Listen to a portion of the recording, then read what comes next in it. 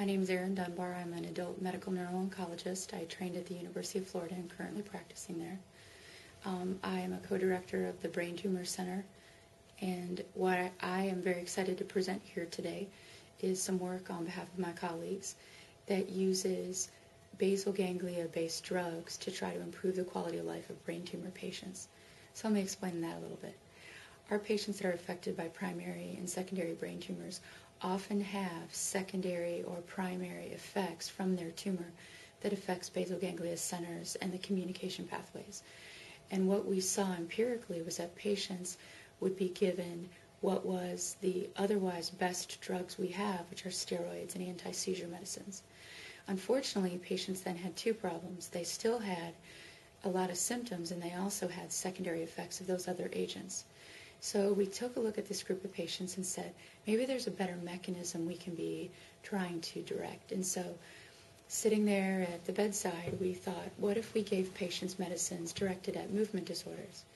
And so we tried a variety of agents on patients in collaboration with movement disorder neurologists, general practitioner neurologists, medical oncologists, and we started realizing that these patients had true palliation. So then we started collecting these patients prospectively. And what we've been able to find is that our patients were able to more successfully be off or at lower doses of steroids and more consistently on lower doses of steroids, which obviously alleviated a lot of the unintended steroid side effects. We also found these patients had less need to have their anti-seizure medicines titrated up, thereby relieving them of those secondary side effects. But most importantly, these patients had a relief of their symptoms. So we saw motor and non-motor secondary Parkinson's symptoms alleviate in this patient population.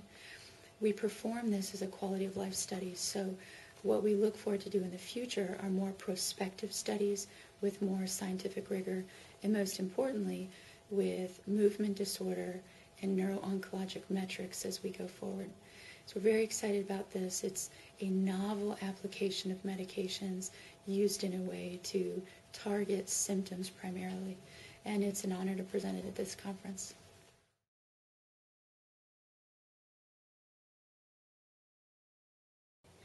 So brain tumors are classified as either being primary or secondary.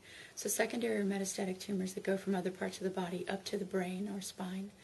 And the primary brain tumors are ones that start in the brain. Secondary brain tumors are about 15 times more common, and they have devastating effects on patients. And one of the things that I do as a medical neuro-oncologist are try to come up with therapies directed against the disease, but also therapies directed against these profound symptoms. And they can be motor and non-motor secondary Parkinsonism, which are some of the reasons that we're presenting our work today at this conference. But also they can be just spanning the entire continuum of functionality, quality of life, mood, cognitive symptoms, motor symptoms, and real basic activities of daily living. And so I think as we look forward to what are the trends in the future, we want to really know our goals of care, to provide the right treatment of care, and to work together in a multidisciplinary fashion.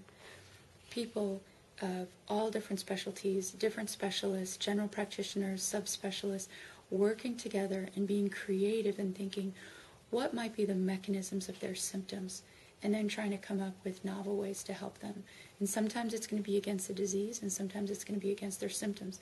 And sometimes we're going to pull a drug off the shelf that was made for a completely different reason, like how we're using levodopa and other psychostimulants and dopamine agonists for the brain tumor populations in terms of the work we talked about here. But I think that's really when I look at how the field is going to move forward. We're going to have more time as collaborative providers of patient care, and really that's how we're going to make a difference.